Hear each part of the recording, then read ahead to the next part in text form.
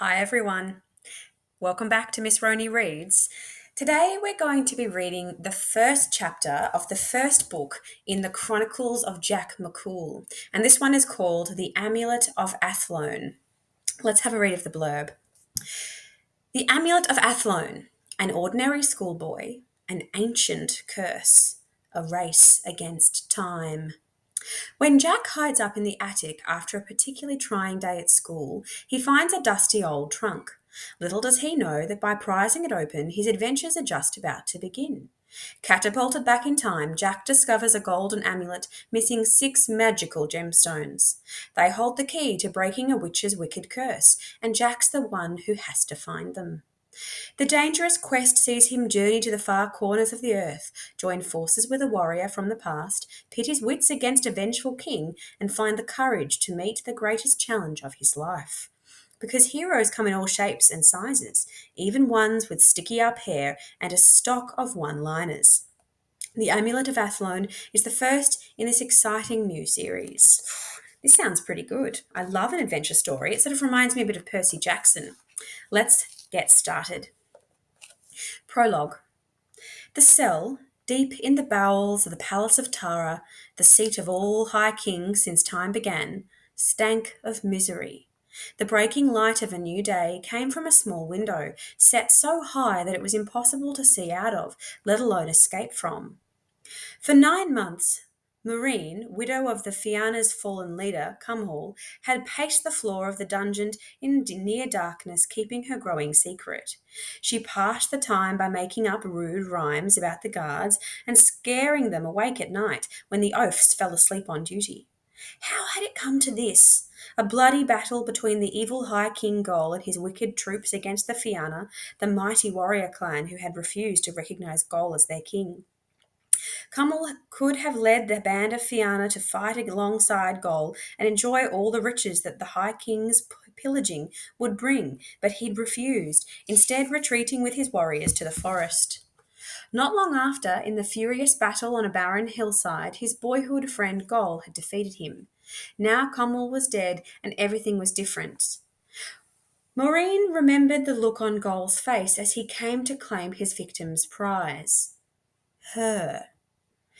She'd rejected him in her youth in favour of Cumhall, unwittingly setting fire to a flame of resentment and rivalry that had grown over the years.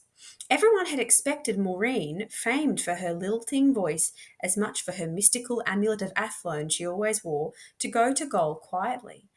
How little they knew of Cumhall's fiery, copper-haired wife. "Be your bride?"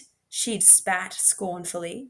"You took my husband, and you expect me to come willingly to your side?" Marine's voice wavered slightly, but she had drawn breath and continued scornfully. "Your Majesty," she'd said, her voice dripping with sarcasm, "you are even more stupid than you look, and believe me, you've always looked very stupid." The sudden sound of hissing had told her that the High King's witches, the Banshees, were behind her. A fawning voice broke the tense silence. It was the leader of the Banshees, the enchantress, Serpentia. "She will regret her words, Your Majesty." Marine had turned and recoiled in revulsion at the sight of the 6 banshees with their blackened teeth and festering boils. They even made Gol sick to look at, but it would be a foolish king who would send the banshees away. Serpentia had gathered her coven from around the globe, the worst of the worst. No one knew their names, but everyone knew the depth of their evil powers. They were as feared for their wicked wailing that filled the air and foretold of death, as much for their sorcery that made them turn from ugly old women to beautiful maidens in an instant. When you were as unpopular a ruler as Gol was, it was wise to keep evil on your side. Gol toyed with his tawny beard, his face a mask of humiliation and fury, as he considered Marines spitefully. He was the High King, and he intended to make her obey. "Take her away, and see if a spell in the dungeons of Tara will not sweeten my Lady Marine's spirit," he had growled. So this morning, nearly 9 months later, here she was, with a new babe in her arms, a baby boy who she named Finn McCool. the fair-haired son of Cumhal. Now that he had been born, she knew that she had to get away from here before they were found out. Gol would certainly kill any son of Cumhal, heir to the Fianna clan. Maureen grasped the charmed Amulet of Athlone that encircled her narrow wrist. It hadn't only been a swelling belly she had hidden in the folds of her clothes all these long months. How fortunate that Gol and his louts had believed her when she'd said the amulet had been left deep in the forest of Rowan at the Fianna camp for safekeeping when the clansmen had ridden out for battle. Maureen remembered the morning of her wedding when her father had solemnly presented her with his magical gifts. A domed chest made from honey-coloured wood, decorated with mystical carvings and intricately patterned golden jewel set with charmed stones. Emerald, ruby, sapphire, diamond, topaz, and amethyst now glittered in the dungeon's dim light. Cut from the minds of the magical city of Athlone, they each represented a different quality: wisdom, courage, strength, foresight, empathy, and honesty. With this amulet, I give you all you'll ever need on your journey through this life, her father had told her. Wear it always, and use its powers wisely, my child. Sinking to her knees in the dark cell, Maureen clasped the amulet and began to sing. In hell I be, so set me free, to roam the sky from here on nigh. As the gold grew first warm, then searing hot against her skin, Maureen knew she had to act quickly. Already her human form was melting away to be replaced by feathers. As she lifted the sleeping Finn and swiftly tied him to her back with strips of cloth, she noticed that her bare feet were now black and webbed as those of a swan. By the time Finn was safely stowed, Maureen was no longer a woman. The magic amulet now adorned one wing. With the newborn on her back, Maureen flew to the high, narrow ledge of the window and peered out. Guards patrolled the battlements of Gol's castle, but they would take no notice of a swan flying overhead, and she would be too high for them to see the baby. By the time her captors had discovered she had gone, the trade winds would have taken her far away. Maureen took one last look at the tiny cell that had been her prison for 9 long months, and squeezed her way through the barred window to freedom, stretching her wings wide as she felt the wind ruffle her feathers. However, Gol's banshees had sensed the magic in the air as Maureen called upon the amulet's power to rescue her, and had gathered rapidly at the palace keep to discover the source of the sorcery. As the swan flew overhead, the banshees spotted her, and with the gift of insight were instantly able to see that this was no bird, but Maureen, escaping. They leant back and wailed out into the brightening sky. Their blood-curdling cackles startled Maureen as she flew, knocking her off balance and tilting dangerously to one side. Blast those hideous hags, she thought, wrathfully rapping her wings furiously to straighten up. But the damage was done. As she struggled to regain control, the Amulet of Athlone slipped from her wing and plummeted to earth, its stones shimmering in the early morning sunlight. The jewel landed at the feet of the banshees, who fell on it like hungry wolves, for the Amulet of Athlone was legendary for its magic, and to have just one of its framed stones in your possession was to guarantee untold powers.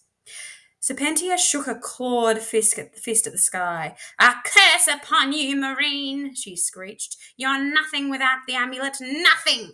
You'll stay a bird until the end of your days, and no words shall you ever speak." Maureen turned her head away, unable to watch the banshees flight over what was her most treasured possession.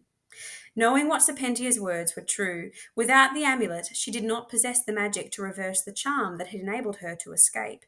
She was a swan, and a swan she would stay. The thought of all this would mean horrified her. But this was no time for self-pity. The banshees were bound to discover Finn's existence in time, but she couldn't worry about that, for now she needed to concentrate on getting her baby son to safety. Just then she spotted Gol hurrying to see what all the fuss was about. His bald head shone in the sunlight. It was too much for Maureen to resist. She swooped in low and at the crucial moment deposited a large amount of stinking bird droppings on his head. "Good shot," she congratulated herself. Finn gurgled contentedly from his nest on her back. She headed east towards the Fianna's camp in the forest. She knew they would have retreated back there to tend their wounds after their defeat in battle and the loss of their leader, Camul. Her baby boy was now safely out of danger, but Marine flew with a heavy heart, knowing that without the Amulet of Athlone she was destined to stay a swan forever. Her only hope was that one day a new Prince of Tara would rise up to defeat Gol, and that the amulet would be returned so that she, the land, and the people she loved so much would be free. But how long would that take? When she reached the Fianna's camp, Maureen circled the sleeping warriors and emptied her beak, tried to sing. To her delight, her hunch had been right. Serpentia's curse meant she could no longer speak, but sing, that she could do, and so it was that morning that the clansmen woke to the sound of flapping wings and a swan song. A boy is born to one of flight, who'll lead you men with all his might. But to free the land you hold so dear, comes one who does not hail from here. To rid us of our evil king, to stop the pain, the suffering, the Prince of Tara will come one day, at dead of night, from far away. Upon his wrist shall lay the stones from enchanted mines of famed Athlone, and with their power and his skill, the fair-haired one shall rid all ill. The words I write upon the jewel, and sing to tell him of his rule, will take him to the end of earth, for it was destined to be by his birth. Hear my words, O pure of heart, and in this quest do play your part. The men watched with a sense of wonderment, and not a little foreboding, at the strange sight as the swans circled their campfire. The words of the swan's song stayed in the heart and mind of every Fianna clansman who heard it, long after Marine disappeared over the horizon, carrying her precious bundle on her back. And in time, so it was the prophecy that came to pass. Ooh, a prophecy, a bit of magic, some fantasy elements. I like this story so far. I'm guessing that this fair-haired young man might well be Finn. I wonder. Interesting that this is Jack McCool and Finn McCool. I wonder what's happening there. Different names, maybe a son? Who knows? So, if you're interested in reading this story, Jack McCool, The Amulet of Athlone, please let me know. We have a copy of the whole series in our school library. So if you like this one, there is more to come. Thanks for listening today. I'll see you soon. Bye-bye.